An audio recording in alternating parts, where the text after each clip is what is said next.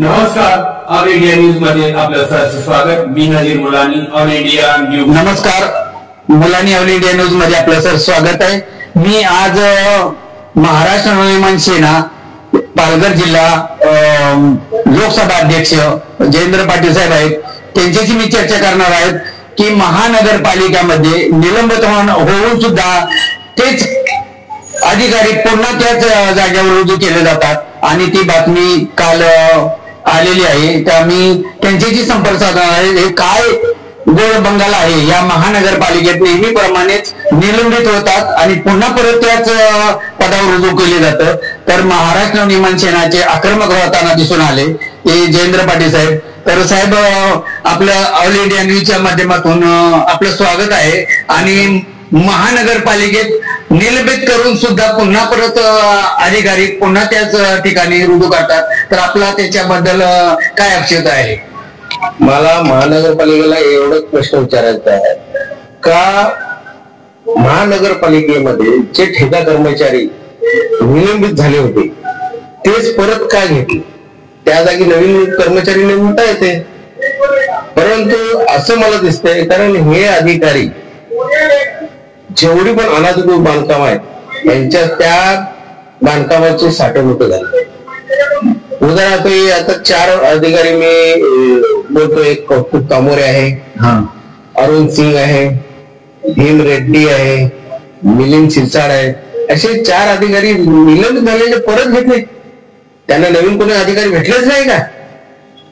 आता कालच मला वाटते महानगरपालिकेमध्ये तिसऱ्यांदा हे झालं, गणेश पाटील हा तिसऱ्यांदा झाला. पण आता काल महानगरपालिकेमध्ये सही झाली, मीटिंग झाली, लोकांच्या जनता दरबार झाला.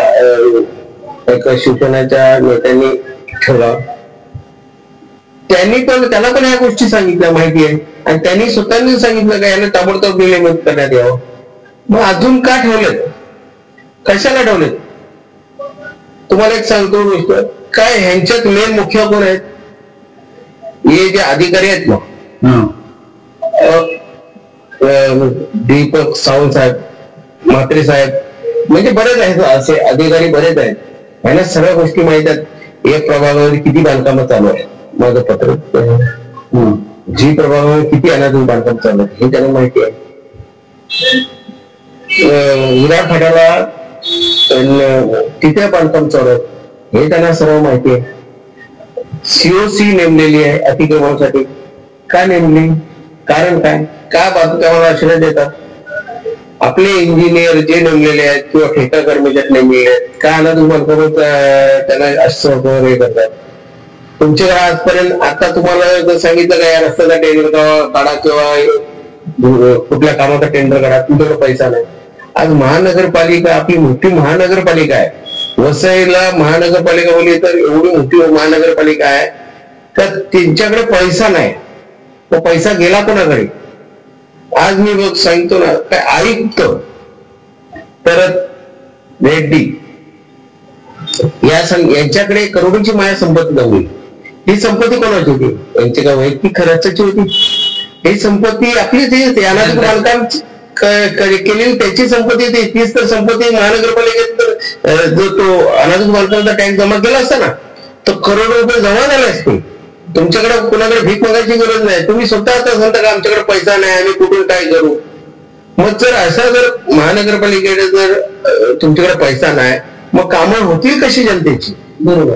आता महानगरपालिका इलेक्शन येणार आहे त्या 4 दिवसात, 4 महिन्यात. तर इलेक्शन येणार तर तुम्हाला फंड नाही, नगरसेवक निवडून येतील, अनाधिकृत बांधकामं चालू आहेत, करोडीची अनाधिकृत बांधकामं चालू आहेत. तर नगरसेवक माझ्या भागातून एवढा फंड जातो, एवढा फंड जातो. आज 4-5 वर्ष झाली महानगरपालिका प्रशासनाच्या अंडरमध्ये आहे.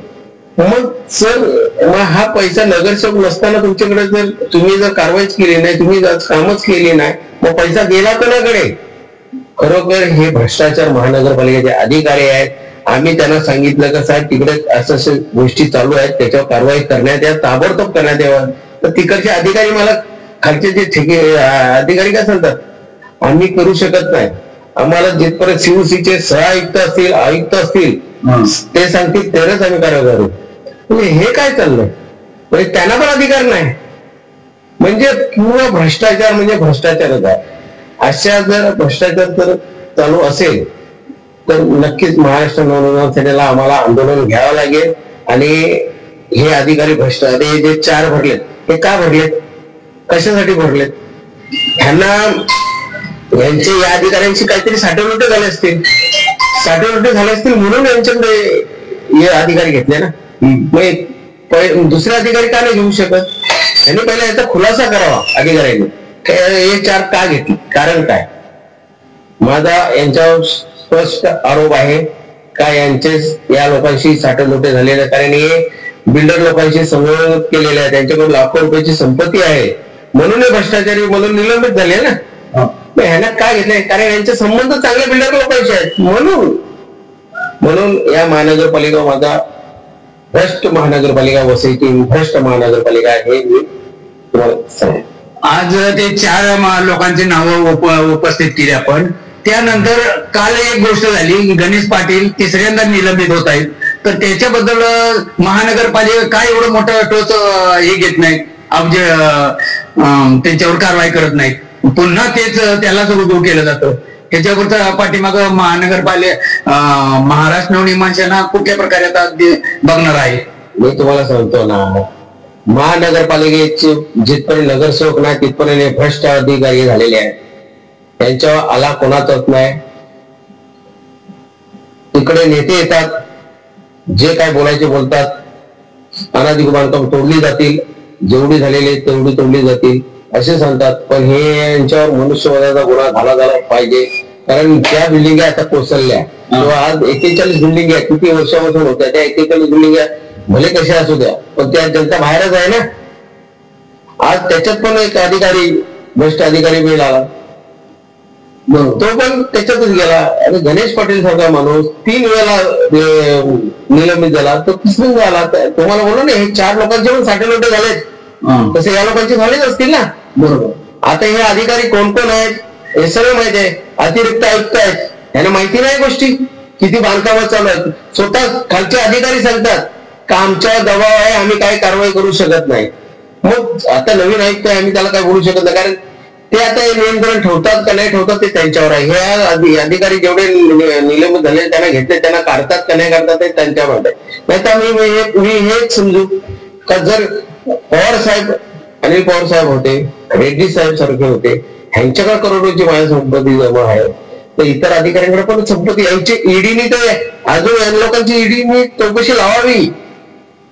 हे भ्रष्टाचारी अधिकारी आहेत ना, त्यांना पेपरला तुम्ही बातमी बघले ते अनाधू बांधकाम चालू आहे, हे पेपरला बघले ते अनाधू बांधकाम चालू आहे. आपली वसई महानगरपालिका ही अनाधू बांधकामासाठीच फेमस आहे. तिथे तुम्हाला जनता दरबार जेवढे पण लागले असतील, तिथे तुम्हाला जास्तीत जास्त अनाधू बांधकामाचेच पत्र दिसले असतील, दुसरे कुठलेच पत्र नाही. आज जी वसई ही हरित पट्ट्या वसई म्हणून घेतली जाते, तर तिथे आता तुम्ही बघितलं का जागाच नाही. आज मी आपली खाटण जागा जे नायगाव या साईडला, ती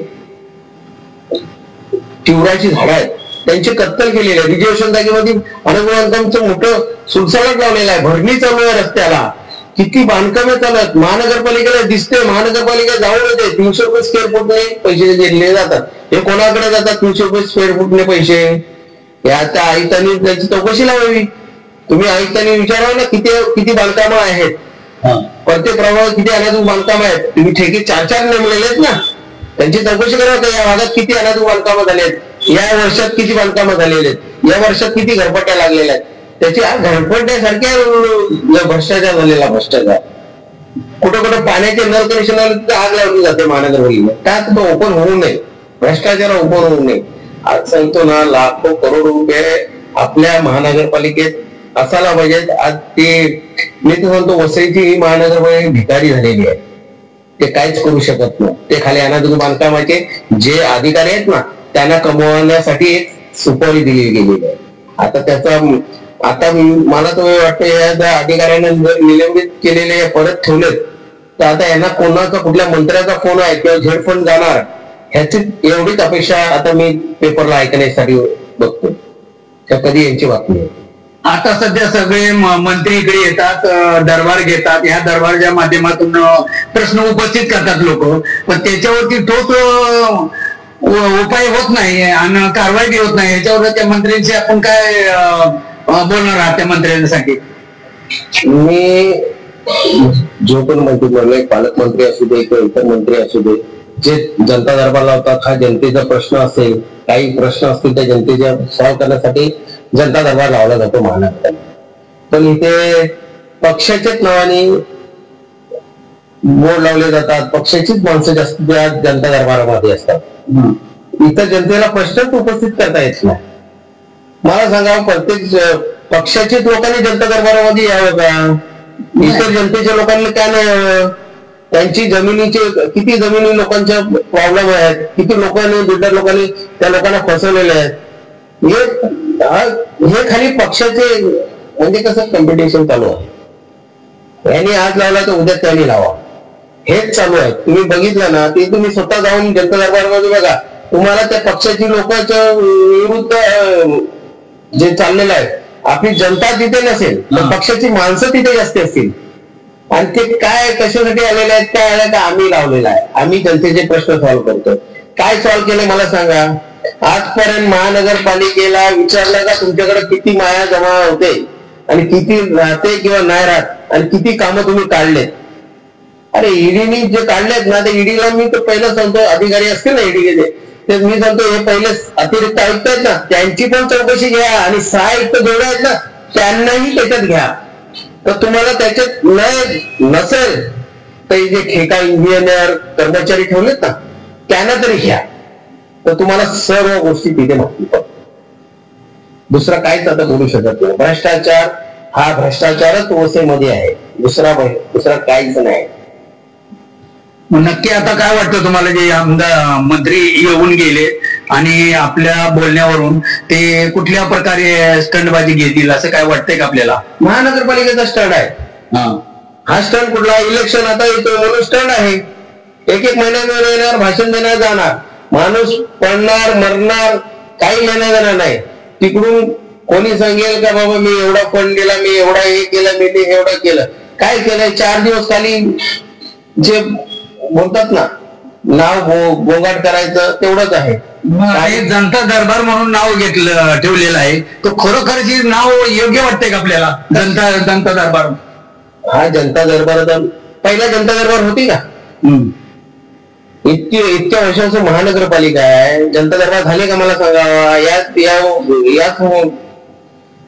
काळात काय म्हणजे आता काय जनता दरबार व्हायला लागले? आणि मला एकाने तरी सांगावं काय जनता दरबार घेतलंय तर त्यांनी पाठपुरावा केलाय का? आता तुमच्या महानगरपालिकेमध्ये फंड नाही, मग फंड गेला कोणाकडे? कधी त्या मंत्र्यांनी विचारला का आयुक्ताकडे एवढा पैसा आला कुठून, त्या रेड्डीकडे पैसा आला कुठून, हा कधी विचारला का? मग इतर अधिकाऱ्यांकडे हा फंड येऊ शकतो, तर हा फंड असेल, त्या अधिकाऱ्यांनी चौकशी का करायला लावत नाही? ईडीला त्यांनी काय सांगत नाही? तुम्ही मंत्री आहेत ना, नेते आहेत, तुम्ही सांगावं का यांच्याकडे फंड आला ते यांच्याकडे का नाही, यांची पण चौकशी लावावी असं सांगावं त्यांनी. का नाही लावत, का नाही करत? त्यांना माहिती आहे ना, उद्या महानगरपालिका आली थोडस दाखवायचं, शो शायनिंग करायचं आणि नंतर मग जे पण येणार आहेत इलेक्शन फंड तो घ्या. आता मी 300 रुपये स्क्वेअर फुटने पैसा जातो. आज रस्ते खराब आहेत, कधी रस्त्यावर त्यांनी विचारलं नाही?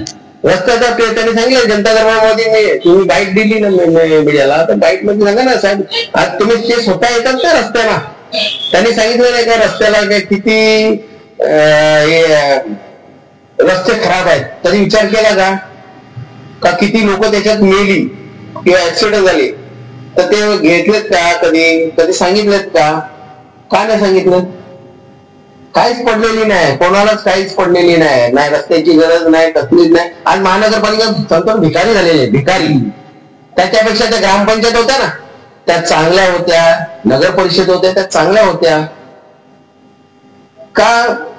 मला सांगा, हे महानगरपालिकेचा फायदा काय, जनतेला फायदा काय? तेव्हा आपण ग्रामपंचायत मध्ये होतो, तेव्हा आपण हक्काने सांगत होतो ग्रामसभा चालू झाली आमचा रस्ता बनवा, लगेच आपण तो रस्ते बनवायचे.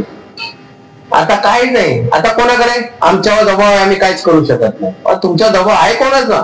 मग आता शासनाने एवढं मंत्री बनवले, सगळं केलेत, कामं सुधारावीत, कामं लोकांपर्यंत पोहोचावीत, रोड असतील, गटर असतील, इतर काही बाबी आहेत, तर ते होण्यासाठी मंत्री सुद्धा नेमले आहेत. तर त्याच्याबद्दल आपण काय बोलणार? एवढं मंत्रीपद देऊन सुद्धा अशी कामं होत नसतील तर ह्याच्यावरती काय असणार आहे? आता काय बोलायचं आता त्यांना, मला हे सांगून सांगून आता जनता पण त्रस्त झालेली आहे. अपंग लोक आहेत, ज्या महानगरपालिका नवीन बनवलेल्या आहेत त्या महानगरपालिकेला अपंग लोकांसाठी लिफ्ट नाही. तुम्ही बघितलं कधी? नाही. वयस्कर वृद्ध माणूस जर चालायचं असेल, जायचं असेल त्या शिडीने, तर तो शिडीने चालतो बिचारा अपंग माणूस, त्याला लिफ्ट नाही. महानगरपालिकेला कधी सांगितलं त्यांनी छोटे छोटे प्रश्न घेतलेत का? कधी नाही घेतले. तुम्ही गटारे बघली, आज महानगरपालिका कधी इतके वर्ष हायवेला कधी पाणी थांबत नव्हता. बरोबर, पाणी थांबत नव्हता, गावात पाणी शिरत नव्हता, तो आज गावात पाणी शिरायला लागलं. कशामुळे? सर्वकडे भरणी चालू झालेली आहे, चालू झालेलं आहे. ह्यांचा आणि जे पण अधिकारी आहेत, मी म्हणतो ना, यांनी तर चौकशी करावी. अतिरिक्त आयुक्तापासून तर उपायुक्तापासून तर सहायुक्तापासून तर ते जे कर्मचारी पहिला ते वरचे आहेत ना, त्याच्यापेक्षा खालचे सुरुवात करा. बरोबर वरचे एक एक होते. तुम्ही 40, 80 का 90 तुम्ही नोटिसा लावल्या, आता नोटिसा ह्यांना आपण लावा ना. बरोबर, ह्यांना जर नोटिसा लावल्या तर तुम्हाला सर्व मासे भेटतील एका. आज तुम्हाला सांगतो महानगरपालिकेत करोडोंची संपत्ती आहे, ती गेली कुठे? तुम्ही आज महानगरपालिकेचं नाव होतं वसई महानगरपालिकेमध्ये, आज लोकांची कामच होत नाही, रस्तेच होत नाही, गटारच होत नाही. गटार किती तुंबलेली गटार आहेत, कचरा बघा, माणसं त्यांच्याकडे. आता हे निलंबित झालेले कर्मचारी तुम्ही घेऊ शकतात, नवीन कर्मचारी का घेऊ शकत नाही? याचा खुलासा तर करावा त्याने. मंत्र्यांनी खाली बोलणं म्हणून झालं नाही. आम्ही खाली आंदोलन घ्यायचं, जायचं, केसेस अंगावर घ्यायच्या, बस. हे जनता दरबार लावतात, तात्पुरते जनता दरबार आहेत, शो शायनिंग. इलेक्शन झाल्यानंतर तुम्हाला जनता दरबार दिसणार नाही. आता काय बोलणार आहे याच्या पुढे? आज महाराष्ट्र नवनिर्माण सेनेचे पालघर लोकसभा अध्यक्ष यांनी आपलं मन जे ह्या ठिकाणी भ्रष्टाचार कसा प्रकारे होतो आणि हे दाखवण्यासाठी खास माझ्या चॅनलच्या माध्यमातून हे मंत्री महोदय त्यांनी ह्याच्यावर जातीने लक्ष घालावं आणि खरोखरच जनतेला न्याय देण्याचं काम करावं. मी हीच आशा करतो. जय हिंद, जय महाराष्ट्र. धन्यवाद.